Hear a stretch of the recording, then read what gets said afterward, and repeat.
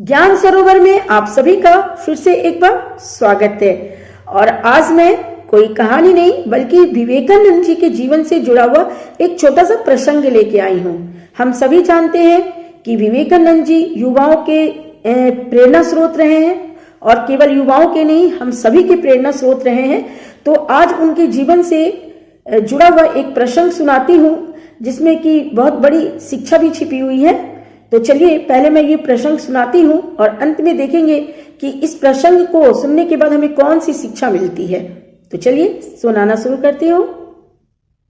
ये बात उन दिनों की है जब स्वामी विवेकानंद जी देश भ्रमण में थे। साथ में उनके एक गुरु भाई भी थे। स्वाध्याय, सत्संग एवं कठोर तप का अविराम सिलसिला चला आ रहा था। जहाँ कहीं भी अच्छे ग्रंथ मिलते वे उनको पढ़ना नहीं भूलते थे। किसी नई जगह जाने पर उनकी सबसे पहली तलाश किसी अच्छे पुस्तकालय की रहती थी। एक दिन एक जगह एक पुस्तकालय ने उन्हें बहुत आकर्षित किया। उन्होंने सोचा क्यों न यहाँ थोड़े दिनों तक डेरा जमाया जाए। उनके गुरु भाई उन्हें पुस्तकालय से संस्कृत और अंग्रेजी की नई नई किताबें लाकर देते थे। स्वामी जी उन्हें पढ़कर अगले दिन वापस कर देते। रोज नई किताबें, वह भी पर्याप्त पृष्ठों वाली, इस तरह से देते एवं वापस लेते हुए उस पुस्तकालय का अधीक्षक बड़ा हैरान हो गया। उसने स्वामी जी के गुरु भाई से कहा, क्या आप इतनी सारी नई नई किताबें केवल देखने के लिए ले जाते हैं? यदि इन्हें देखना ही है तो मैं यूं ही यहाँ पर दिखा देता हूँ। रोज इतना वजन उठाने की क्या जरूरत है?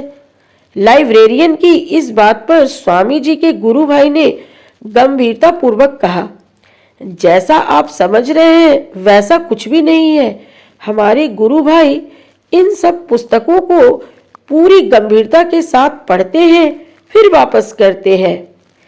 इस उत्तर से आश्चर्यचकित होते हुए लाइब्रेरियन ने कहा, यदि ऐसा है तो मैं उनसे जरूर मिलना चाहूंगा।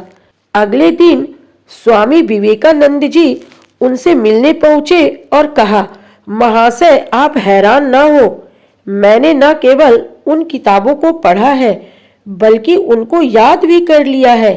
इतना कहते हुए उन्होंने वापस की गई कुछ किताबें उसे थमाई और उनके कई महत्वपूर्ण अंशों को शब्दशः सुना दिया।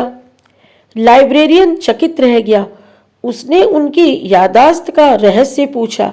स्वामी जी बोले, अगर पूरी तरह एकाग्र होकर पढ़ा जाए तो चीजें दिमाग में अंकित हो जाती हैं, पर इसके लिए आवश्यक है कि मन की धारण शक्ति अधिक से अधिक हो और वह शक्ति अभ्यास से ही आती है।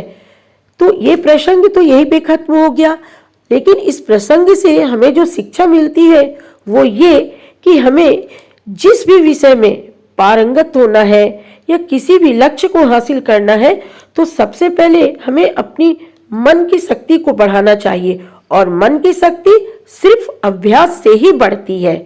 तो आज ये प्रसंग और अपनी बातें मैं यहीं पे खत्म करती हूँ, इस वादे के साथ कि अगली बार मैं फिर आऊंगी किसी नए वीडियो में शिक्षाप्रद लघु कथा अथवा प्रसंग के साथ। तब तक के लिए जय हिंद, जय भारत।